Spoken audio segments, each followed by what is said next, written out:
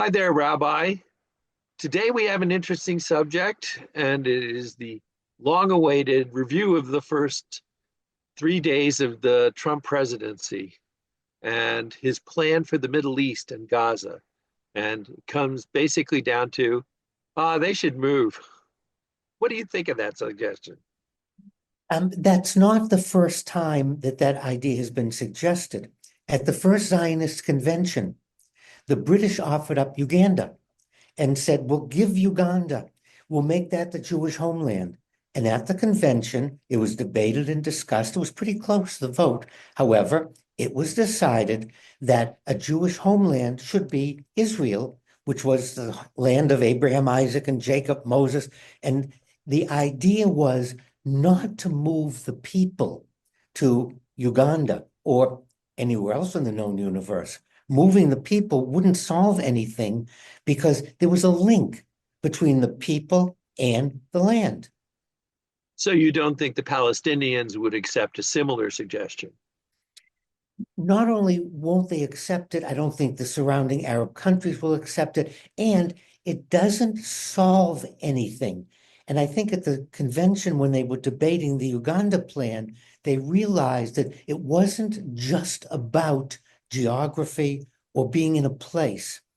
It had to do with several other things, several other matters, ideologies, beliefs, dogmas. It wasn't quite so simple as, and go ahead, say to the Kurds, it's okay, we're not going to give you Kurdistan, but we found Baja California a great place. We're going to take all the Kurds and move them to Baja California. They're going to look at you, huh? And what about the Basques? Oh no, you're not going to get that part of the northern part of Spain. We're going to move you to Baja California. There's a national movement, there's a tie to the land. So moving people and dispersing them isn't going to solve the idea of the feeling of being tied to a particular land.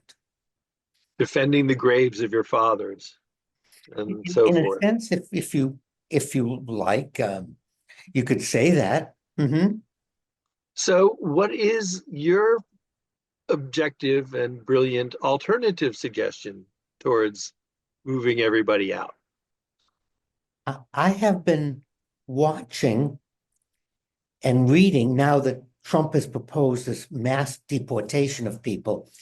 And as we strip away what's going on, and as I think about my own words, in the past, I said we needed Israel and a Palestine that recognizes the right for Israel to exist and not want to destroy it. And otherwise, we're not going to have anything. So I began to distill that, and I've done some more reading.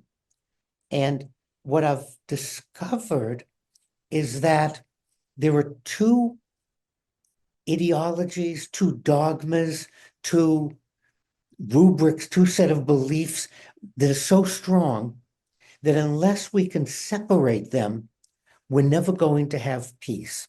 Now, the Palestinian movement is the same as what the Basques want, the Kurds want, what people throughout the former Soviet Union, those little countries, it's whatever, they want a country, they want to raise their children, they want to have cows, ducks, and chickens, they want to have work and family, just like we do here in America.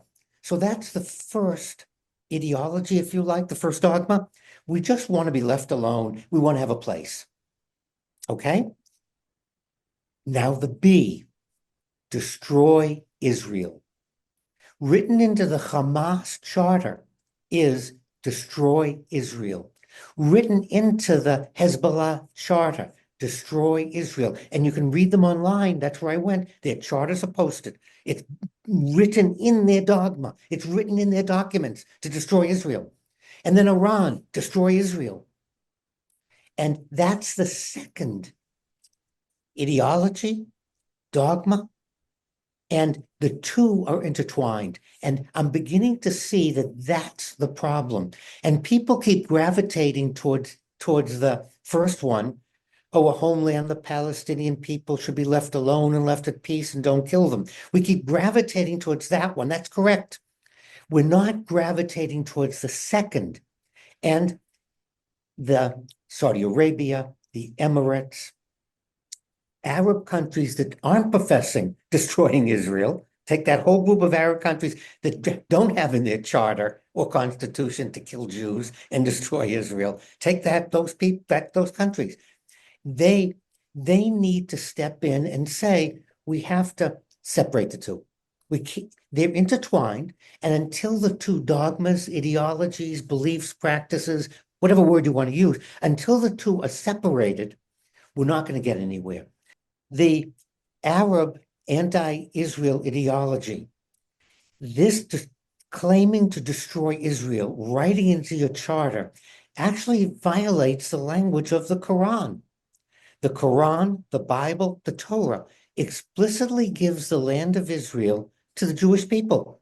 Here, let's look at Surah Al-Ma'idah, Ayat 20, which in our terminology would be chapter 5 of the Quran, verse 20. Okay? And there are many translations, and you certainly couldn't look up 5:20 through 21. It's right there. This is the Quran. Remember when Moses said to his people, my people, remember Allah's favor upon you when he raised prophets amongst you and anointed you rulers and granted to you what he had not granted to anyone else in the world. My people, enter the Holy Land, which Allah has ordained for you, and do not turn back, for then you will turn out as losers. So there is within the teachings of Muhammad a way to separate this ideology of destroying Israel. Just turn back to the Quran, turn back to Surah 20. Well, I know when my mother wanted to keep me from killing my brother or vice versa, she would separate us. If we take President Trump's suggestion of moving the Palestinians to a better location, won't that distance solve the problem? No, because the Palestinian people should be on the West Bank. They should be an ancestral homeland. And the second ideology to destroy the state of Israel is still there. So wherever you move the people, you still have this written into the Hamas constitution, the Hezbollah constitution. Iran is promoting destroy Israel. So doesn't matter where the people are. So that it's not going to work until we separate the two ideologies, the two dogmas, the legitimacy, the right to have a country, a homeland, to be safe, and pull out. And that's why I offered that quote from the Koran. The Koran itself is saying it's okay to have a state of Israel. Well, I think you're coming dangerously close to saying, can't we all just get along? But I admit that what you're saying makes more sense than my plan, which is to move everybody to the other side of the world, one or the other. So, what final words of advice can you give us? Because I'm sure the current administration is waiting with bated breath to hear your advice. I offer one final verse from the Quran, Surah Al-Isra. It's 17, chapter 17, verse 104. Okay.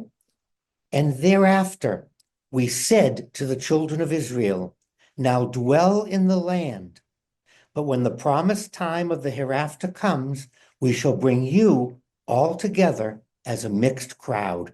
What could be a better comment from Allah through Muhammad to say, we said to the children of Israel, dwell in the land. And at the end of time, we're all going to be together in God's kingdom.